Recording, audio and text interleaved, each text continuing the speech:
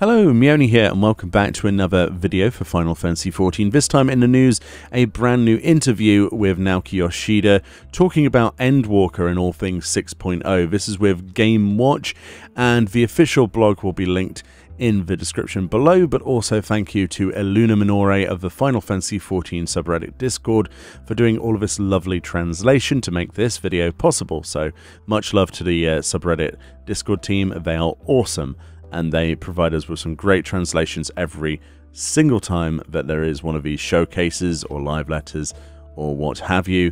It's honestly priceless and really helpful. Thank you so much for that. So moving on then to this interview, bits and pieces. So regarding 6.0, first of all, Yoshi P says the color themed for this expansion is not white but platinum. The reason behind it was to give a glittering image after the journey this far. To give an answer to the concept behind the logo for 6.0 is a bit hard, but the nuance behind it is something like this. How would you find hope when you're facing the despair that is the end? Apparently you will find out the meaning behind the logo once you start 6.0, end quote. So there we go, that's some little bits already towards the concept of what the logo means. Obviously everyone has speculation because it kind of doesn't fully look like the moon prior to that sort of flash of light on the trailer. It'll be interesting to see what exactly is going on there, because I have a feeling there's something that we're not seeing. Probably Zodiac related, I don't know. So then on to the rest of the question. So why Paladin for 6.0's poster job? Yoshi P says, truthfully I was rather at lost on how to decide on the matter, but instead of wanting to just illustrate the other side of all of our players, the feeling and thought of wanting to surpass all the imagination we have up until now is really strong. Since this is the end of the Hydaelyn and Zodiac arc, they wanted to ensure that they can conclude the saga of this Final Fantasy title in a high note, and therefore settled in having Paladin as the poster boy of this expansion. There we go, so that's why they chose Paladin, basically because they wanted something, you know, to go for that. But personally, I'm starting to think that there's a little bit of a similarity of a Dark Knight going to a Paladin and then going to the moon, but that's just my own speculation. So look, continuing with the interview. Regarding the new healer, Yoshi P says, though 6.0 will separate healers into two categories, barrier or pure, they want to make sure that they will not widen the balance gap. The major point to consider here is that the difference of game experience here, and while both Scholar and Skage here are barrier healers, the approach and specifics of using barriers for those jobs will be different. So yeah, so basically don't despair, there will be significant differences between them, no homogenization, and I guess they will be fairly balanced. We'll have to wait and see on that one though. They continue, the difference of playfeel in having only pure healers versus having only pure barrier healers will depend on the player's skill. There we go, so that's going to be interesting to see how that works out. Since it's split, he says, the default composition that the devs would want you to make would be bringing one pure healer, pure healing healer, and one pure barrier healer. This will make the content clearing easier. The healer roles does not split, despite its specification split into two. They are still categorized as healers, so again, there's no UI changes to that. Just to confirm if people were confused, it's just a healer, it's just there's two different types of healer to sort of bear in mind, but you can have two of the same or whatever. Though the specifications are split, it will not affect how limit break gauges are filled, and there will be no adjustments on the matter. Moving on, they say regarding tanks, though the specifications between healers will undergo changes to have pure or barrier-based healers, there will be no plans to split the categorization for main tank or off tank. That's interesting. Very interesting indeed. So moving on to more 6.0 information about Melee DPS, the new Melee DPS featured. Quote, since Dragoon is currently at a special position, if we're only talking about slots, it was natural we add it there, which is why we decided on having Melee DPS as our second new job. Interesting. There are many players who want to play the DPS role, so they tend to add a new job that specializes on attacking. It seems that there hasn't been an expansion where attack-specific jobs isn't added for each expansion. Regarding on how playing Melee DPS is hard/rigid, Yoshida commented that it's never easy to play a job that has restrictions in movement or attack distance when facing complicated mechanics in high difficulty content, no matter which MMO you play, so they are always worried on approaching the aspect of how to dodge those kinds of mechanics. So there we go. So basically, kind of confirmed then that Dragoon will be sharing gear with that of the, I don't know, Soul Reaper, let's call it, which is my speculation, that Melee DPS that might or might not have a scythe. Interesting, though. So there we go, that's a confirmation on what gear it will be using. On the new skills for 6.0. It will be hard to create a skill that surpasses Passage of Arms. They wanted more skills like that, so they want to create skills like that for all jobs, so players who have their favourite preference will end up loving their job more because of how cool it is. They are working really hard so they can meet the players' expectations. That's all the hype. I can't wait to see what they come up with for White Mage, for example. Hopefully just more lilies, just a big lily that smashes someone in the face. That would be my dream. So onto the aspect of removing belts as well as stat parameters. The stat parameters you gained from belts will be reallocated elsewhere coming this expansion due to the removal of the belt slot. The impact of downscaling stats will be really big, so even without the changes done to the inner formula, the extent of the impact on substats will change because of this. The result of this change will be to the point that you ultimately won't even notice it. The belts can be used for trade, sell, desynth, or can be exchanged for tokens. The description for belt equipments will add a sentence that states, an equipment that was used to protect the adventurer's waist, or something to that effect. So there we go, it's being completely retired, and they did mention before 6.0 launches you might want to get your materia out of that, but you don't have to go and do anything with your belts, they'll just go poof as soon as the patch and expansion goes live. So regarding the trust system next, all main dungeons that appear in 6.0 will be trust compatible, they say.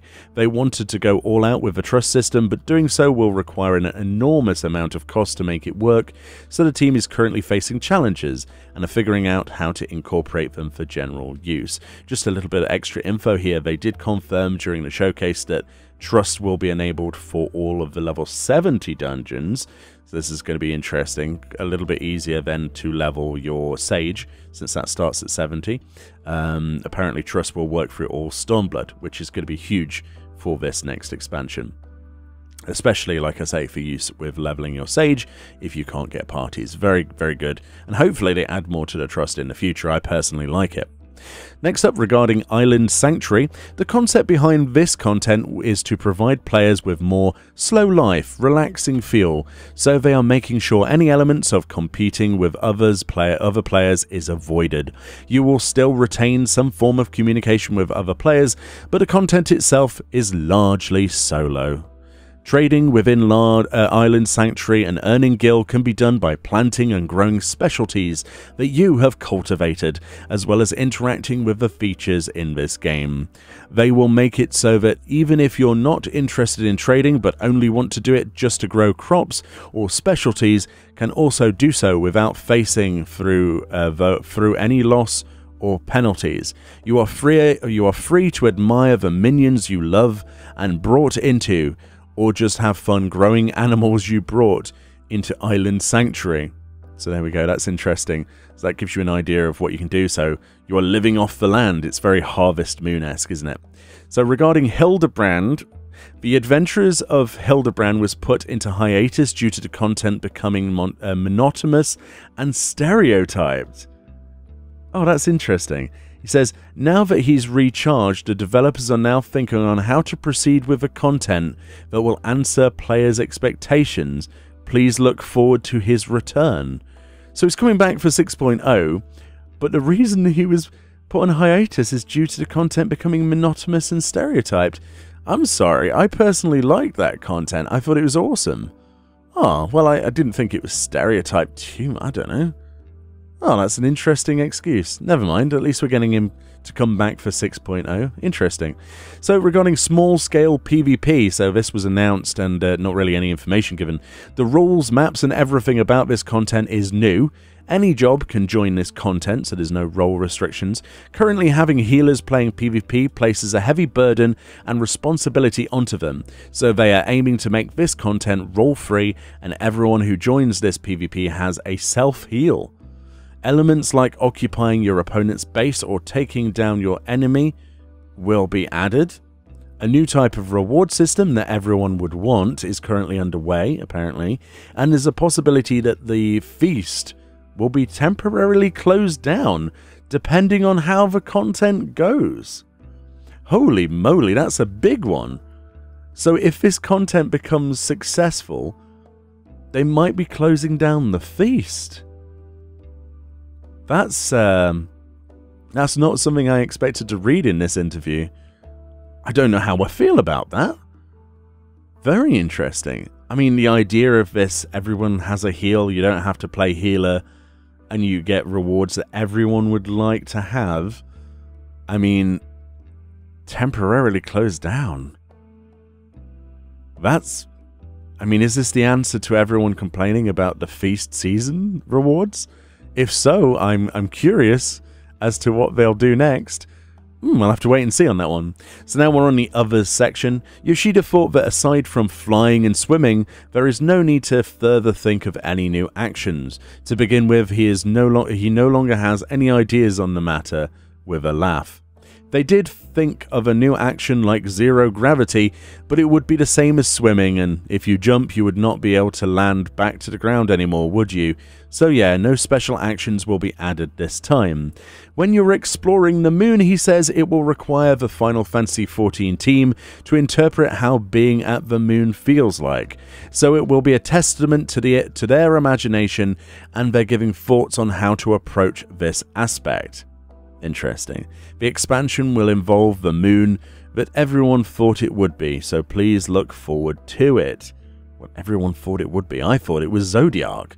But there we go, we'll have to wait and see. It says, in the context of Final Fantasy XIV, since there is oxygen on the moon, there won't be troublesome elements like suffocation gauges or death when you exit the area. That will be all the info. Do contact me if you have other questions. Can you believe that? It's like, there won't be, don't worry, you're not going to suffocate. It's like, a lot of people have this idea that because it's the moon, like representing the moon in our world, that it has to be accurate. So I'm sure they've had lots of questions as to that, but yeah, there's not going to be any like high gravity situations or low gravity situations, and then, you know, suffocation gauges and stuff like that, and death, and, you know, special swimming animations and stuff. So, yeah, I'm personally happy with that. What I can take from that then is that I'm very excited to see what happens with Sage. I'm very excited to see that Hildebrand is coming back. I thought the excuse for not having him was a bit lame, personally. The Island Sanctuary content is going to be my jam, and we're going to do Twitch streams of just me farming non-stop next in fall. The belt thing I think is a good idea, especially since we're getting 50 armory slots for weapon. The Melee DPS thing is sounding more and more like a scythe wielder to me personally, since it's now using Dragoon armor. It does make the most sense in my opinion if you think of the aesthetic of that and how it would fit in.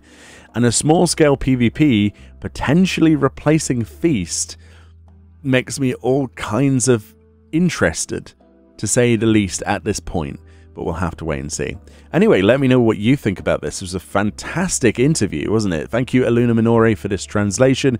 Go check out the subreddit Discord. It's amazing every time there's a showcase or a live stream. Much love for all of the team there.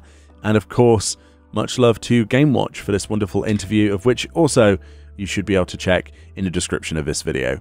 Much love, let me know what you think, and I'll see you all next time.